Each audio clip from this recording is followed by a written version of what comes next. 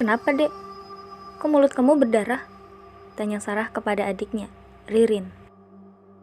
Dipukul Indah, Kak. Katanya salam buat kakak. Sakit, Kak, bibir Riri pecah, isak Ririn. Sarah terdiam menahan marah. Dia segera ambil kotak P3K dan membersihkan luka di bibir adiknya. Tangannya bergetar, air matanya tertahan di pelupuk matanya. Ya udah, nanti kakak temuin Indah. Maafin kakak gak bisa jagain kamu tiap saat, Dek. Sarah lantas memeluk adiknya erat, diciumnya rambut Ririn berkali-kali. Ririn yang masih berusia 8 tahun harus menahan sakit akibat pukulan seorang karate handal. Hanya karena merasa gak nyaman dengan kehadiran Sarah di perguruan tinggi yang dari awal sudah Indah ikuti. Sakit hati Sarah melihat darah yang mengalir dari bibir adiknya, emosinya tersulut. Dia membesarkan adiknya dari usia 4 tahun saat ditinggal kedua orang tuanya. Kepala jadi kaki, kaki jadi kepala, apapun Sarah lakukan demi kebahagiaan adik satu-satunya itu.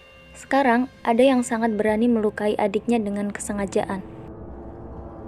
Malam ini rencana Sarah menemui Indah untuk mempertanyakan apa maksud pukulan yang dia berikan terhadap adiknya, sekaligus memberi perhitungan. Pelan-pelan Sarah membuka pintu karena berpikir adiknya sudah tidur pulas. Tapi saat kaki melangkah keluar, dia mendengar suara jeritan adiknya yang seperti ketakutan.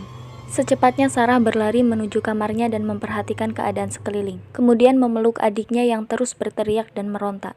Ada pocong, Kak! Pocong, Kak! Dengan masih memejamkan matanya, Ririn terus berteriak ada pocong. Ketika Sarah memeluknya, Sarah pun diserang bertubi-tubi pukulan dari adiknya sambil berteriak ketakutan. Tak lama, Ririn terkulai pingsan. Sarah menidurkan adiknya di atas 2 bantal karena wajah adiknya terlihat memerah. Berselang beberapa menit, Sarah pun melihat pocong itu ada di kamarnya. Dengan pandangan yang marah, Sarah membentak pocong itu. Kembali ke pengirimu, jangan ganggu kami. Tapi, pocong itu bersikukuh mendekati Sarah. Tapi, ketika jarak tinggal 1 meteran, pocong itu tak lagi bisa bergerak maju.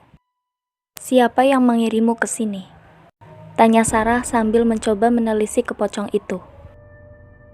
Tak lama ada gambaran seorang laki-laki berumur yang ternyata itu gambar paman Sarah.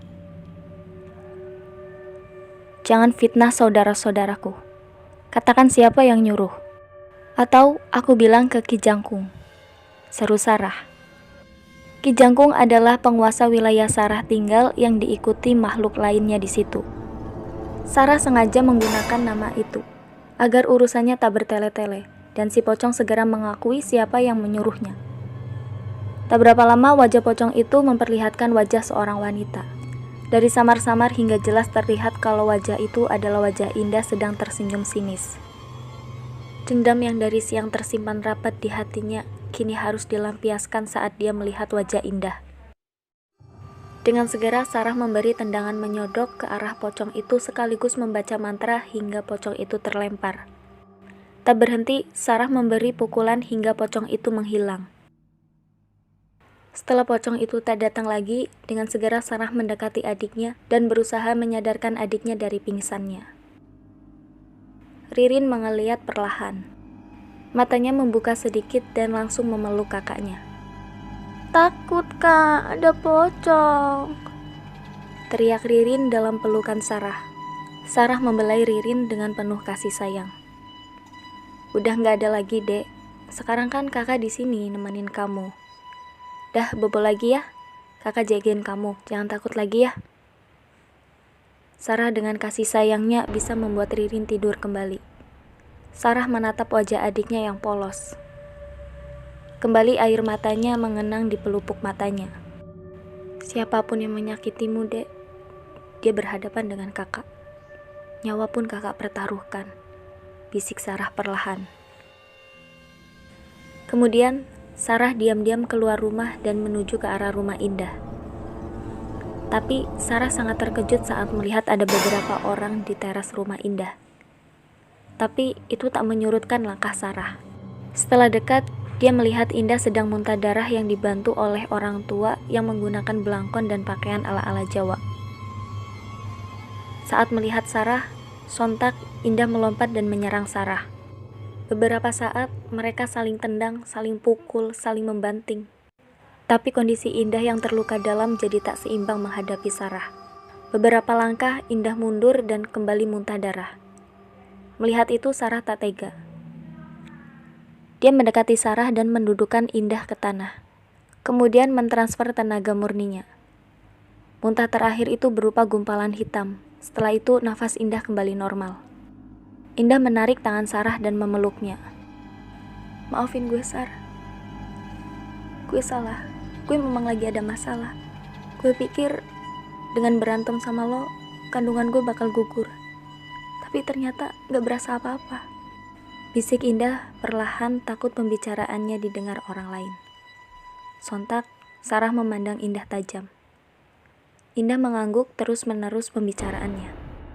"Gue hamil, Sar. Tapi gue gak tahu siapa bapak bocah ini.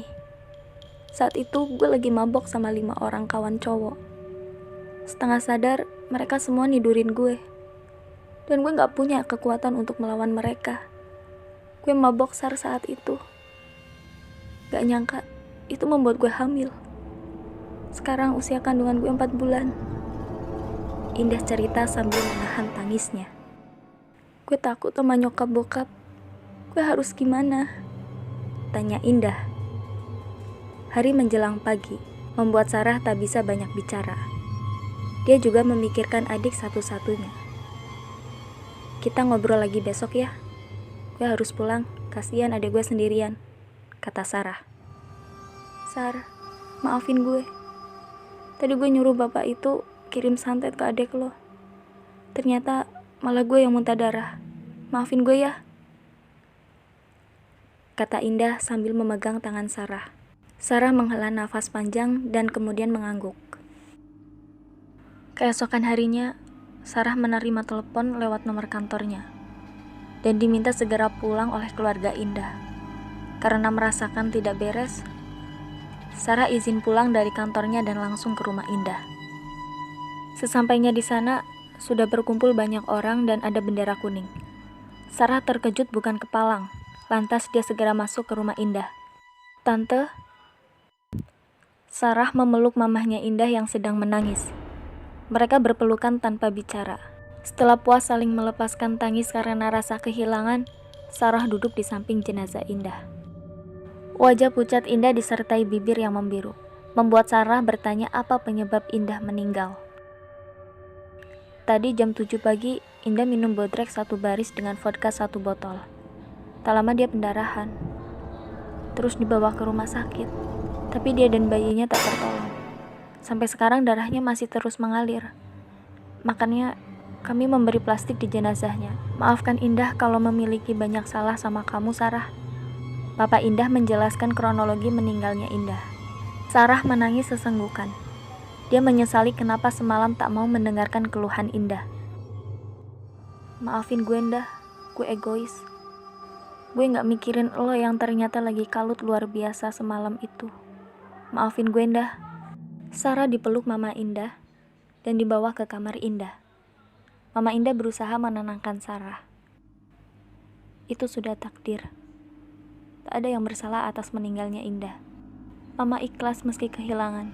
Kalau kamu menangis seperti ini, bagaimana Mama bisa kuat menghadapi ini, Sarah?" kata Mama Indah kembali memeluk Sarah.